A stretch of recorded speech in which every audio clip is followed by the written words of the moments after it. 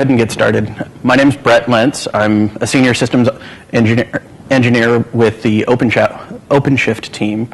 I do operations for OpenShift and run our platform as a service up in Amazon's EC2 cloud computing platform.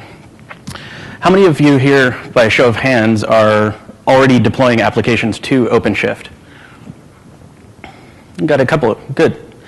So for the rest of you, hopefully this talk will let you peek behind the scenes a little bit and see some of the things that we're doing in OpenShift to allow you to deploy your application in a safe, secure way, and hopefully elevate some of the trust that you can place in both the public cloud and then also, as you deploy that in a private cloud instance, assure that your applications are also secure in that instance as well.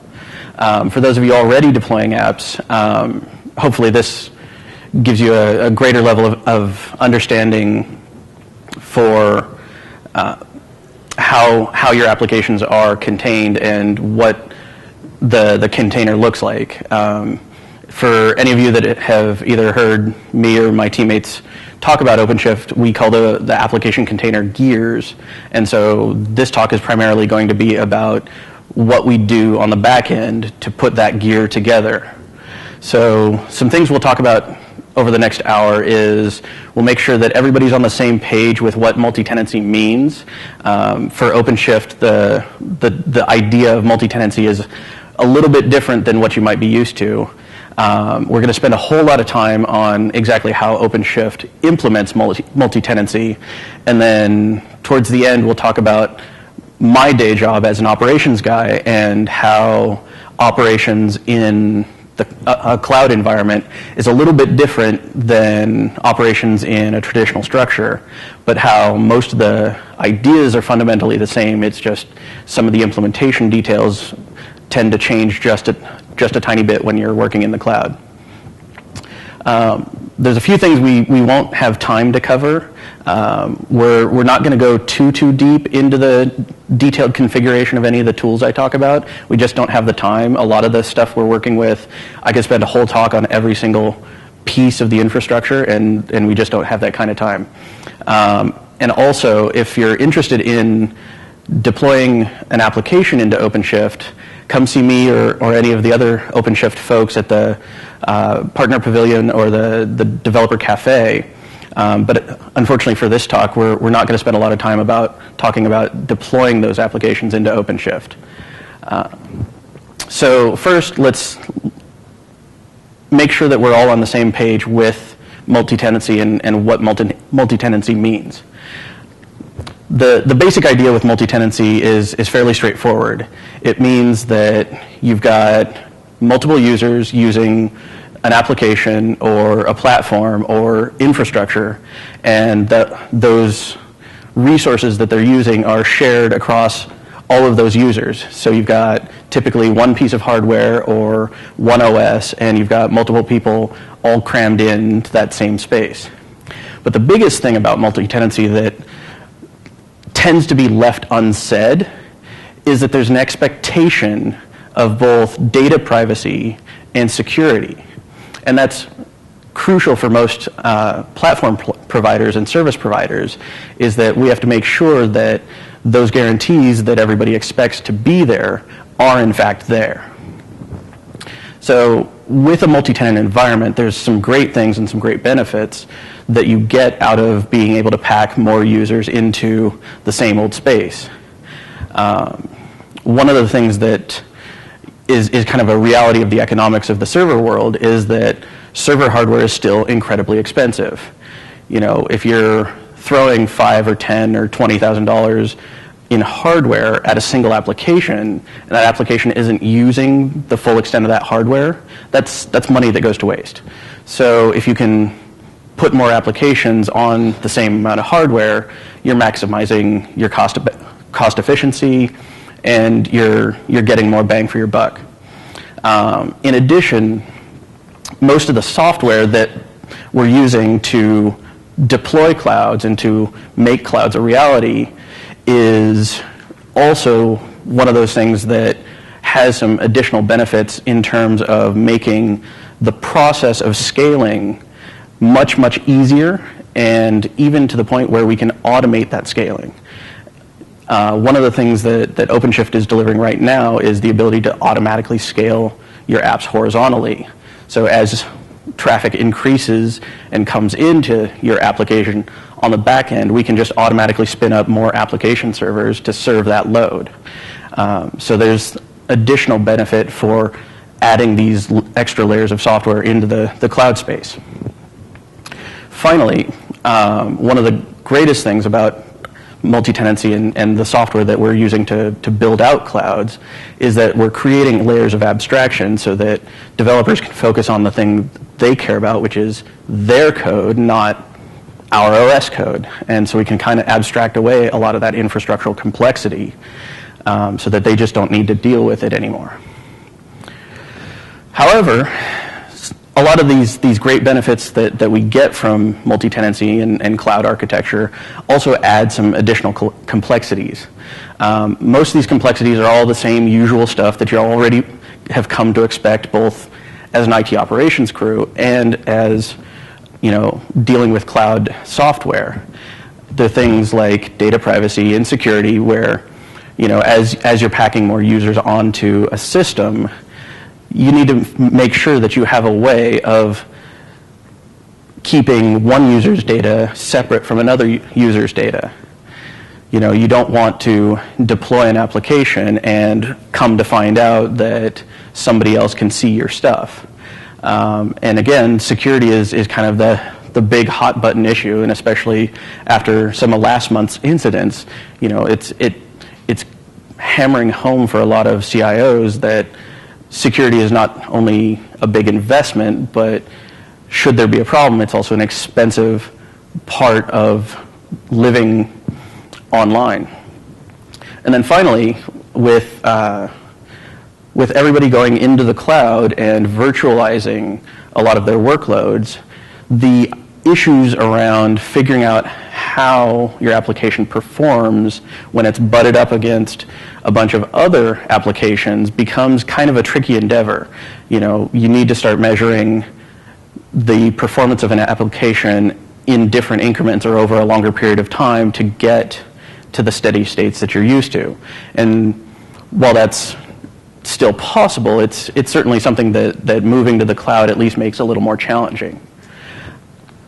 Next, as I mentioned, one of the greatest things about cloud software is it allows you to abstract those layers. However, because of those abstractions and those layers, it tends to create these black boxes around the various layers of abstraction, so that I don't get to see how Amazon has configured their data centers. I don't get to see where my app lives in their racks. I just have to assume that they know what they're doing. I have to assume that the technology that's provided to me is well implemented, well designed, highly polished, and highly performant. I just have to expect that out of them because I don't get to see that and I can't verify that for myself. So while that's kind of the expectation and that's what I pay for, occasionally when things go wrong, we kind of get something unexpected coming out of that box. And so, these are the kind of things that surprise everybody and concern everybody when they're moving to the cloud.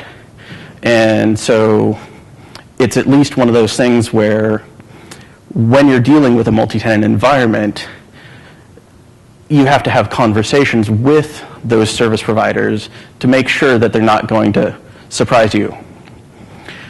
So that kind of gives us a baseline of what multi-tenancy is and what it's all about. So let's take a look at how OpenShift implements it. As I said, OpenShift builds on Amazon's EC2 platform. And so with that, all of our hosting is running on Amazon's hardware. They give us VMs. We turn those VMs into the OpenShift product that we have today. One of the nice things from an operations standpoint is that gives us kind of the same operational tools of installing an OS, deploying it out there, and managing that OS infrastructure. But it also allows us to build on top of the APIs and the GUI that Amazon provides us, which is something that's not provided if we ran it on our own hardware. Let's see. Looks like I'm getting a little ahead of myself. So anyway, with building on Amazon's infrastructure, the next piece of our multi-tenancy plan is the standard rel install. And whenever you deploy an application to OpenShift, the first thing that we do when we create that application container is that we give every application your standard Unix login. So every application that's deployed on OpenShift gets its own UID, gets its own GID, and this is kind of the first step of segregating everybody's application. You know, everybody understands how Unix logins work, how file permissions work, and how the different, user group mode file system stuff, it allows you to allow or deny access based on those things. It's fairly well understood, fairly well tested technology, and it's like I said, the basis for how we deploy apps in OpenShift.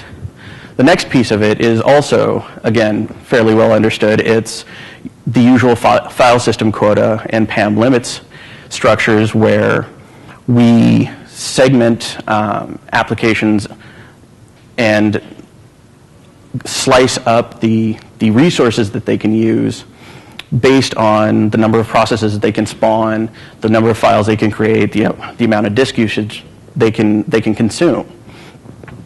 What this allows us to do is, again, use all of the normal tools that are inside of RHEL to begin segmenting applications and begin guaranteeing both the consistency of the resources we provide, as well as the permission structure that keeps apps from stomping all over one another.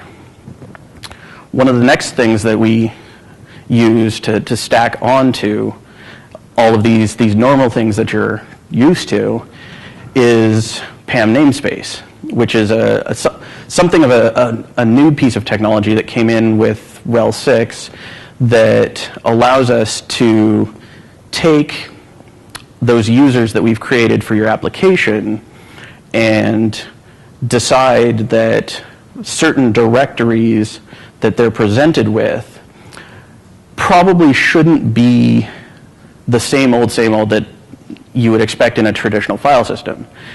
PAM namespace allows us to polyinstantiate those directories so that what we can do is we can present a different temp and a different var temp to each and every app. What this means is that the traditional world writable temp that everybody gets to see isn't exposed to your app, and it's, as such, not exposing your app to the other apps that are on the system. So that way, if your app happens to write a file socket or, a certain token or what have you into these fairly standard directories, you're not inadvertently exposing that information to other apps that are on the system. And this is extremely important, especially if your developer happens to write something to that location that he probably shouldn't. Next, in the resource segmentation piece, we build on top of PAM limits and we build on top of file system quotas by using C groups. C groups is, again, something slightly newer that came in with RHEL 6 that allows us at the kernel level to segment all of the resources that are addressable through the kernel. So we can segment CPU time, we can segment the memory allocation, we can segment disk I/O and network I/O, and we can assure that every application gets their fair share. The nice thing about this is we can choose whether or not we also implement application ceilings so that if an app tries to allocate, say, all of the RAM on the system, C groups comes in and says, no, I'm sorry, you can only get the 512 megs that we've given you.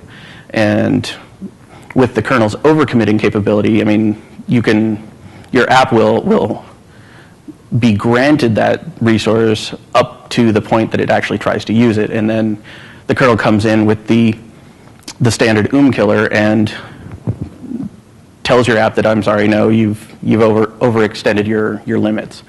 And in this way, what we do is, if your app is running on our systems, if somebody else's app goes haywire and tries to consume all of the memory on the box or consume all the CPU resources on the box, it doesn't DOS your app. Everybody gets a fair share and doesn't get anything more.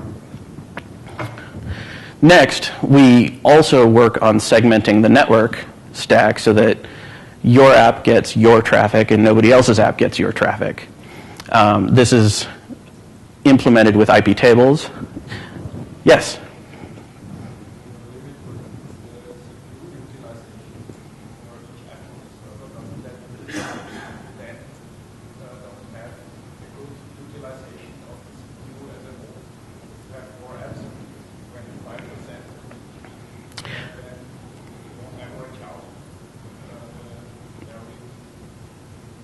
So the question is, if we're segmenting the CPU utilizations with C groups, how does that affect the utilization of the whole system?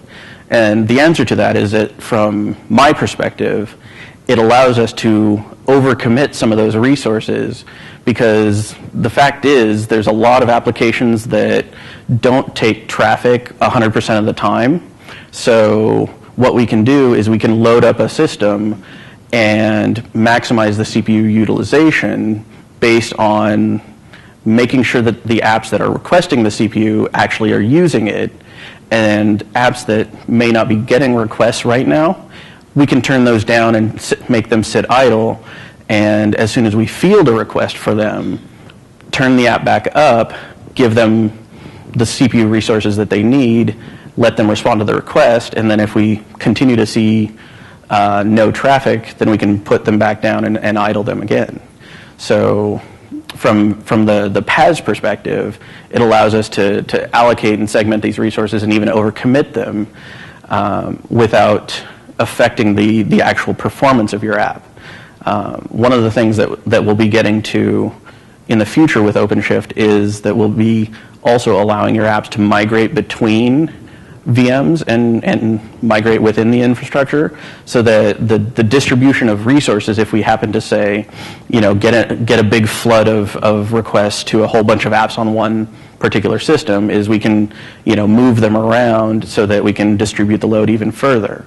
And one of the more powerful things with the tools that we've got both within RHEL and within the cloud infrastructure is that ability to build on some of this automation and some of the extra software that's wrapping both platform as a service and infrastructure as a service. So back to IP tables, again, this is another case where in order to create the application container, we're relying on tried and true technology. IP tables has been around for a number of years. It's extremely well worn and battle tested. And so when we look at segmenting the system resources into allocations for just your application, we can make sure that the traffic that's coming both in and out of the box is going to where it's supposed to go. In addition, it also allows us to make sure that if we want to do scaling, if we want to do port segmentation and any of those things, we've got all of the pieces in the right places to do that. One of the things that we've also implemented that is a little beyond what you're probably used to with IP tables is labeled networking.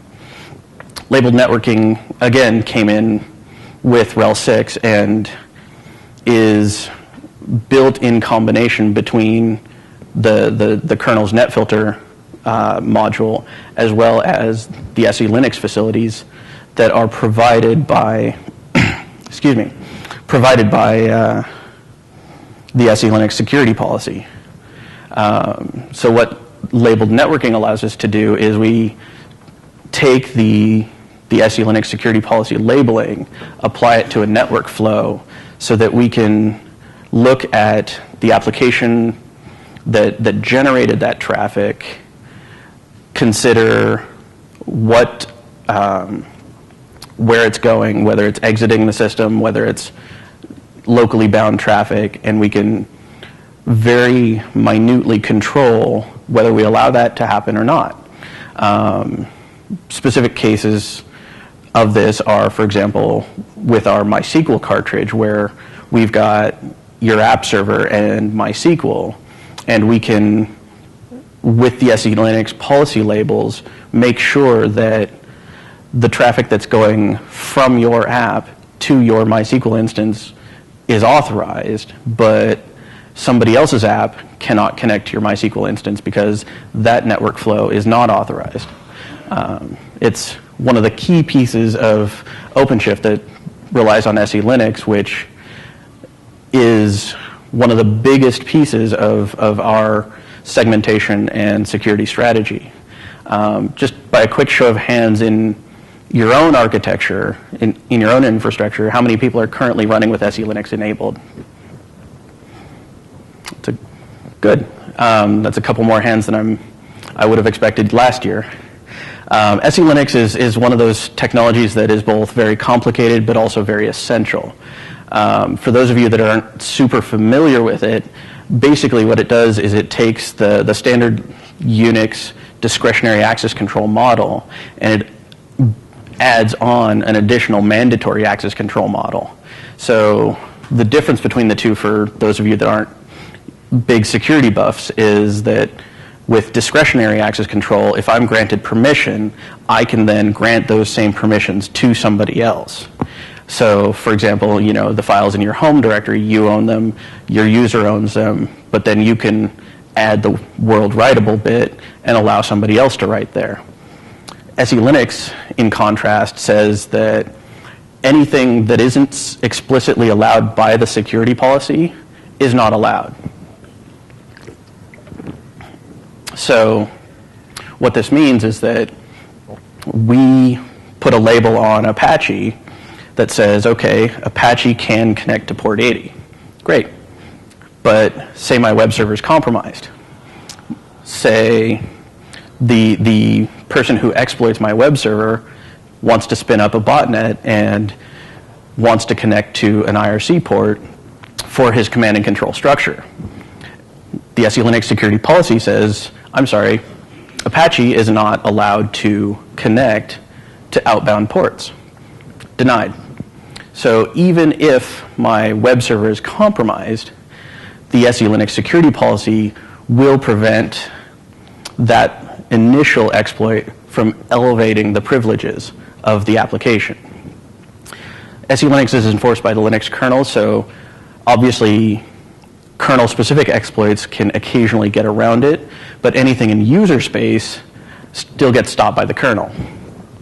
And this is fantastic for OpenShift applications because that means every application gets its own container provided by SELinux that allows us to label your application and label your files so that only your application gets access to your files. Further, we kind of build on top of that to make sure that in addition to just the security labeling, we apply an additional category structure to further segment and manage those the security policy of the system. So we've actually got two pieces of information, the standard SELinux type enforcement information, in addition to a security category that we've applied to every application to further guarantee that your applications get your data and nobody else does.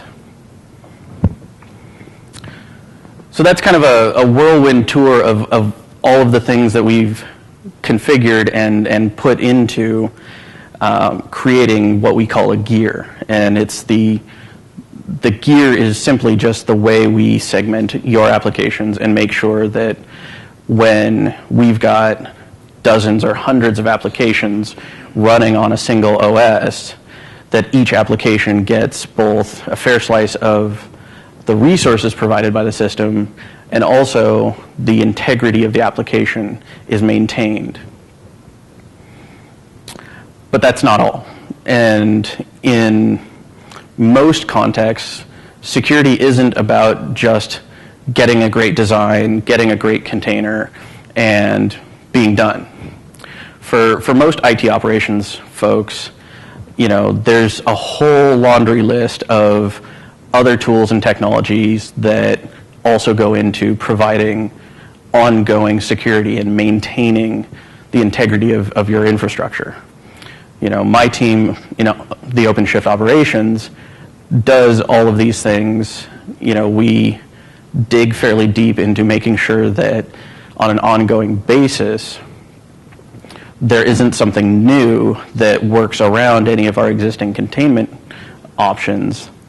And we're looking as a security strategy to identify potential people that are doing harmful things before there's a serious compromise and deal with them before any other issues take place.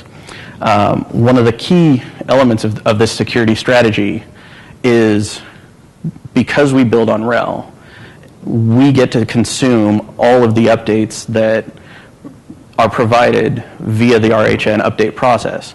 So in addition to all of the other work that we've done, we also get to benefit from Red Hat's security response team, who is often able to fix issues, and in many cases fix issues before they're publicly disclosed. Now, I've worked in a lot of IT shops, and the update policy is one of those things that takes extra effort and extra resources and occasionally falls by the wayside. But for our operations in OpenShift, where we're in the public cloud, every day that we go without applying updates is another day of risk.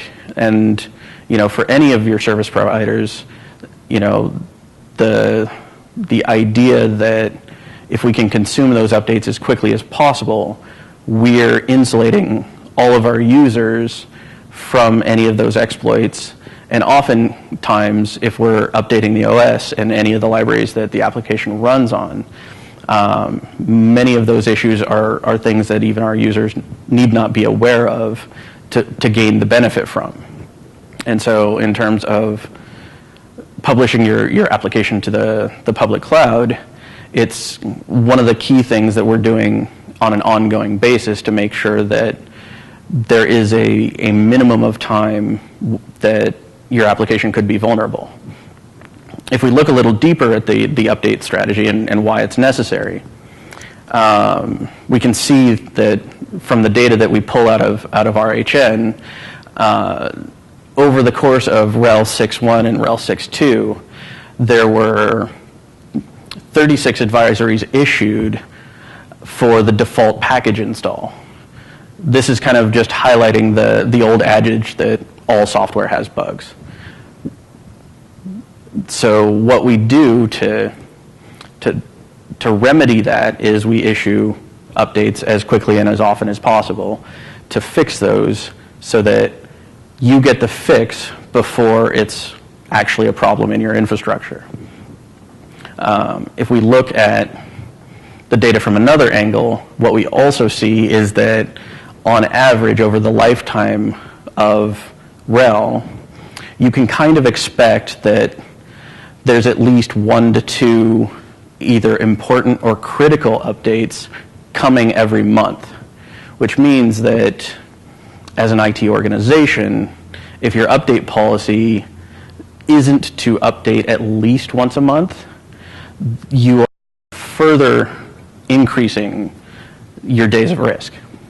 For us in OpenShift, we have tied checking the the availability of updates into our monitoring system so that we can quickly respond with installing updates as they become available, so that we can further maintain that the applications that we have running on OpenShift have the bare minimum of time that they are exposed to any potential dangers. So that's kind of the security picture in a nutshell. And as we've kind of gone through the construction of a gear, we've got a long list of technologies we've involved there. And in addition to that, the operations team has a whole host of other responsibilities that add on to making that infrastructure even more stable and secure. But that's actually kind of complicated. And as the infrastructure expands, it's going to just simply get more complicated. And just like most shops, the infrastructure is going to expand faster than we're going to be able to fill the seats in our operations staff, which means our server to admin ratios go up, and me as an admin, I have 50 or 100 servers that I need to address rather than 1 or 2. So this kind of gets into, again, how do you deal with those sort of issues? And there's really only one answer, and that's automation. For us in OpenShift, we tend to take automation fairly seriously. Our configuration management tool of choice is Puppet, but there are plenty of other great ones.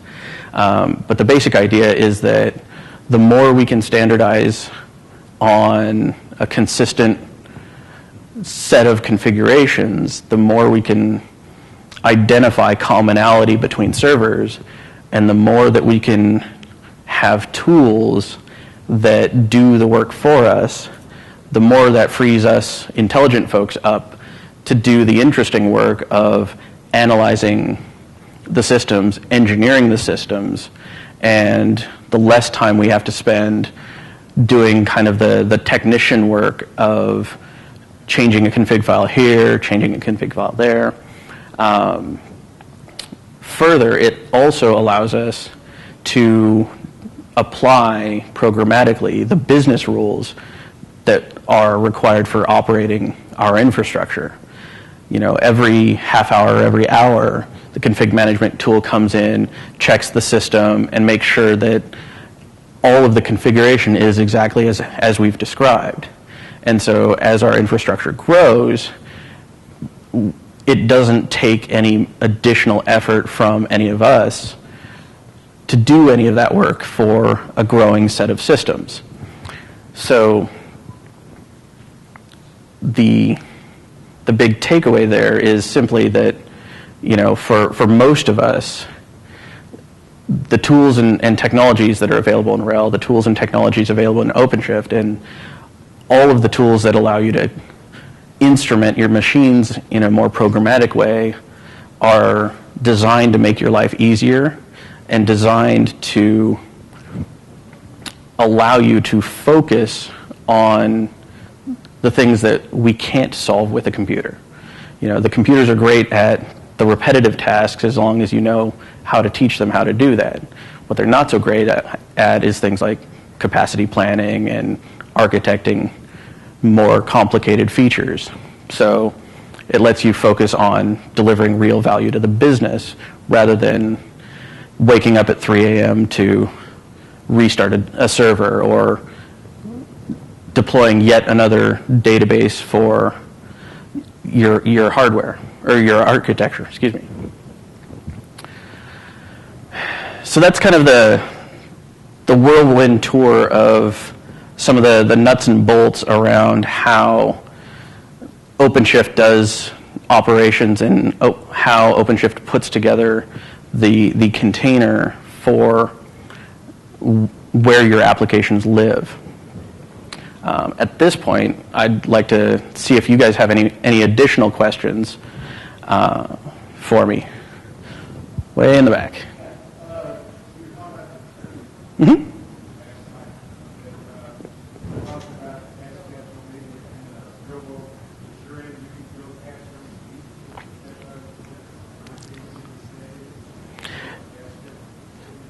That's correct. So the question was, do I really patch things every single week? And the answer is absolutely. So I don't apply every single patch that comes down the pipe, obviously. That's, you know, I mean, if anybody has seen the RHEL update process, they kind of know that there's almost a new update every single day. You know, it's pretty close to that. But what happens is with Yum, there's a security plugin.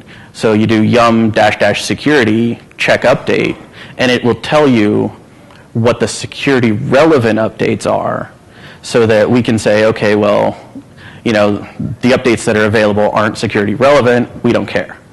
But then when we do see a security relevant update, we look in the change log, we grab the CVE out, we go and look at what the details of that issue are, and then we can say, this applies to us, this doesn't apply to us. If it applies to us, we install the patch. If it doesn't apply to us, we don't need to.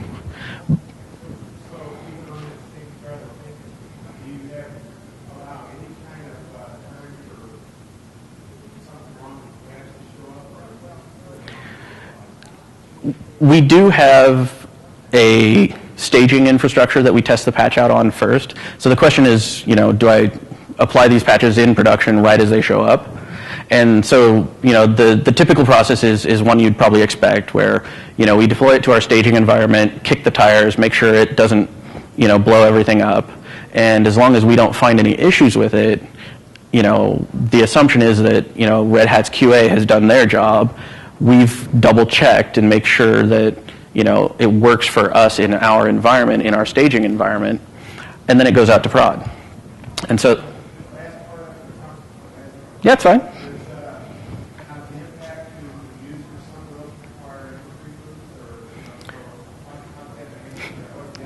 Okay, so the question is, how does our patch policy impact the users? And the basic idea is that running a PAS, we've got kind of two sides of that house, right? So we tend to patch all of the OS level stuff. If, for example, there's a kernel update or a glibc update, we reboot the node, or rather we reboot the instance. The user experiences maybe, you know, a 1 to 2 minute outage as that instance reboots, and then they're back up and running. In the future, as we get more into accepting paid services and delivering, you know, stricter uptime requirements, and as we develop the features to allow us to migrate apps around, likely what we'll see is that our update process will shift a little bit, so that we'll move users' apps off of a machine, do the update, reboot the box, and then move the apps back. In terms of, because OpenShift is a platform as a service, we allow you to install within your container any dependencies of your application. So, you know, for the Java guys, that means that the Maven build process will pull in from, the Maven repository, you know, whatever it needs. For Ruby, that we use gems. For the Node guys, it's npm. But the fundamental idea is that all of the stuff that installs into your app container is yours. And we're very, very careful to make sure that you get access to your data, you get access to your app, you get access to your logs. We don't touch it. And so in terms of security issues, that does mean that you're going to want to pay attention to at least your tool chain, and as part of your build process, keep an eye on when there are issues and do a new build, do a new deploy, and you're off and running. But for anything that you can leverage the system level libraries on, we take care of that for you. Is there any other questions? Yes. Yep.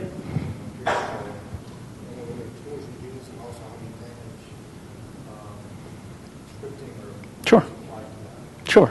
So the question is to go in greater depth of how do we manage the Puppet infrastructure, and how do we manage any additional scripts and what have you that we use. So it's, in terms of config management, the Puppet deployment that we've got is fairly standard. We keep all of our manifests in a Git repository. When we do a check-in and a push to the central repository, that automatically deploys those manifests out to the Puppet masters, and that code becomes live. Just like with the update question, we also have a policy of managing our changes to our configs from staging, validating they work, and then moving them to production.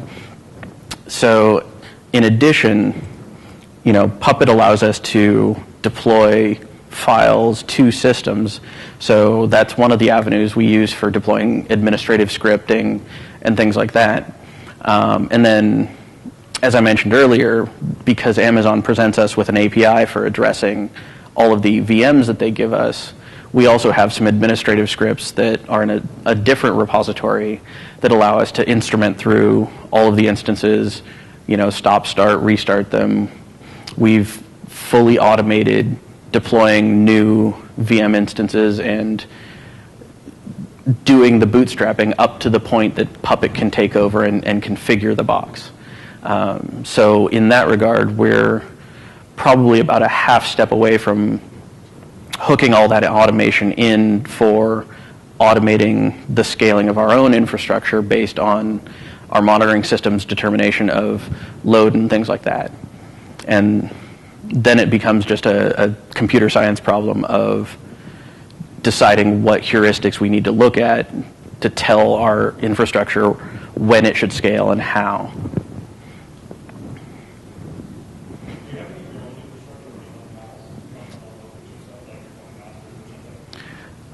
Not as such. So the question was, do we kind of eat our own dog food and put our infrastructure in the Paas itself? And no, we don't. We basically consume Amazon's layer of cloud, which is infrastructure as a service, and then we use that to deploy our platform as a service. The one thing that we do, however, is that all of the software that runs OpenShift is packaged as RPMs, and so we just have a Yum repository that, as part of the Puppet configuration, we configure that on the box, and then we say, okay, make sure these packages are installed, and these packages constitute what it means to be OpenShift. So right now the hosted service is in the low 3 digits of servers. It's one of those things where I've been doing OpenShift for almost a year now, and over the span of that year, it's steadily increasing, and it's basically increasing as people sign up and as people deploy apps. Any other questions? No? All right. Well, thank you so much for your time. If you have any additional questions, here's how to reach me. Hopefully, you also hit OpenShift.com to sign up and tinker around with this stuff as well.